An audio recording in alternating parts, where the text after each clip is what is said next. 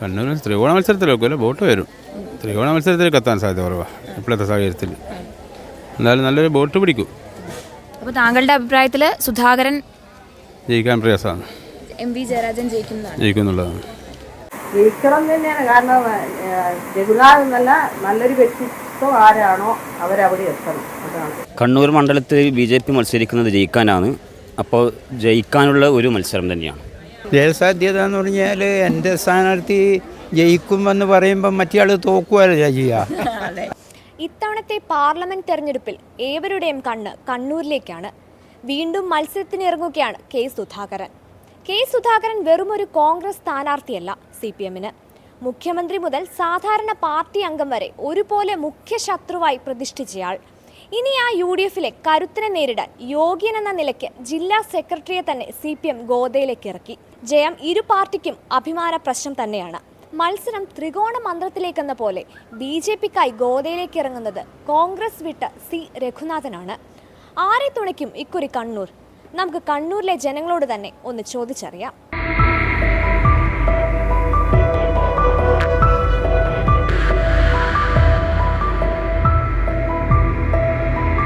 ത്രികോണ മത്സരം നടക്കും തോന്നുന്നുണ്ടോ, അതോ ഒരു ശക്തമായ ഭൂരിപക്ഷം ഇപ്രാവശ്യം കണ്ണൂർ മണ്ഡലത്തിൽ BJPക്ക് ലഭിക്കും എന്നാണോ താങ്കൾ പറയുന്നത്? കണ്ണൂർ മണ്ഡലത്തിൽ BJP മത്സരിക്കുന്നത് ജയിക്കാനാണ്. അപ്പോൾ ജയിക്കാനുള്ള ഒരു മത്സരം തന്നെയാണ്. ഒരു ശക്തമായ ഒരു ത്രികോണ മത്സരം മൂന്നുപേരും തമ്മിൽ വരുമോ, അതോ ത്രികോണ മത്സരത്തിന് സാധ്യതയില്ല. BJPക്ക് മാത്രമാണ് ഇവിടെ സാധ്യത. അപ്പോൾ ചേച്ചിയുടെ അഭിപ്രായത്തിൽ C രഘുനാഥ് ജയിക്കണം തന്നെയാണ്. കാരണം രഘുനാഥെന്നല്ല, നല്ലൊരു വ്യക്തിത്വം ആരാണോ അവരവിടെ എത്തണം. അതാണ്. ഇപ്പോഴത്തെ സിറ്റിംഗ് MPയുടെ പ്രവർത്തനങ്ങളൊക്കെ എങ്ങനെയാണ്? അതിങ്ങനെ പോകുന്നുണ്ട്. നമ്മുടെ ഇപ്പോഴത്തെ നിലവിലത്തെ സാഹചര്യം അനുസരിച്ചിട്ട് BJPയുടെ സ്ഥാനാർത്ഥിക്ക് എത്രത്തോളം ഒരു സാധ്യതയുണ്ട് നമ്മുടെ കണ്ണൂർ മണ്ഡലത്തിൽ? ജയിക്കാൻ സാധ്യതയൊന്നുമില്ല. വോട്ട് വർധനമുണ്ടാവും. കഴിഞ്ഞ പ്രാവശ്യത്തെക്കാളും കഴിഞ്ഞ പ്രാവശ്യം 60,000-ഓളം വോട്ടുകളാണ് അദ്ദേഹത്തിന് കിട്ടിയിട്ടുണ്ടായിരുന്നത്. അപ്പോൾ അതിനേക്കാളും ഉയരും എന്ന് നിങ്ങൾക്ക് തോന്നുന്നുണ്ടോ? ഒരു ത്രികോണ മത്സരത്തിലേക്ക് കണ്ണൂർ മണ്ഡലം പോകുമെന്ന് തോന്നുന്നുണ്ടോ? കണ്ണൂർ ത്രികോണ മത്സരത്തിലൊക്കെ വോട്ട് വരും. ത്രികോണ മത്സരത്തിലേക്ക് എത്താൻ സാധ്യത കുറവാണ് ഇപ്പോഴത്തെ സാഹചര്യത്തിൽ.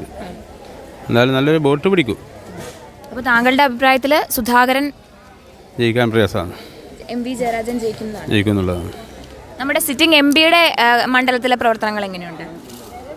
MPയുടെ പ്രവർത്തനം പൊതുവെ അദ്ദേഹം KPCC പ്രസിഡൻ്റായതിനു ശേഷം ഈ മണ്ഡലമായിട്ട് അങ്ങനെ നേരിട്ടൊരു ബന്ധപ്പെടൽ വളരെ കുറവാണ്. പക്ഷേ പ്രധാനപ്പെട്ട രണ്ട് സ്ഥാനാർത്ഥികൾ, അതായത് MV ജയരാജനും സുധാകരനെയും നോക്കിയാൽ ഈ പാർലമെൻറ്റ് മണ്ഡലത്തിൽ സുധാകരനാണ് പൊതുവെ മെജോറിറ്റി കിട്ടുക. രണ്ടുപേരെ നോക്കിയാൽ, ഞാൻ അങ്ങനെയാണ് പറയാൻ പോകുന്നത്, രണ്ടുപേരെ നോക്കിയാൽ ഉള്ളത്. പക്ഷേ ഇനി ഇലക്ഷൻ്റെ വിധി എന്താണെന്ന് പറയാനും കഴിയില്ല, നമുക്ക് പറയാൻ കഴിയില്ല. കെ സുധാകരൻ്റെ പ്രവർത്തനം മണ്ഡലത്തിൽ തീരെ പോരാന്നാണോ അപ്പോൾ താങ്കൾ പറയുന്നത്? അതെ. എന്താ?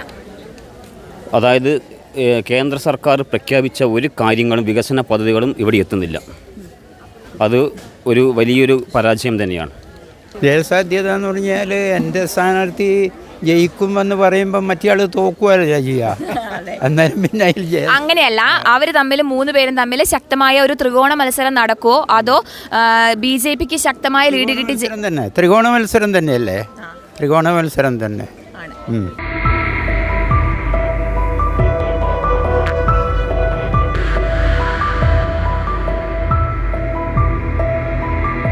വാദിക്കാനും ജയിക്കാനുമല്ല, അറിയാനും അറിയിക്കാനുമാണ്.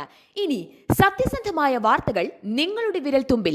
എത്രയും വേഗം സബ്സ്ക്രൈബ് ചെയ്യൂ SN media news YouTube channel.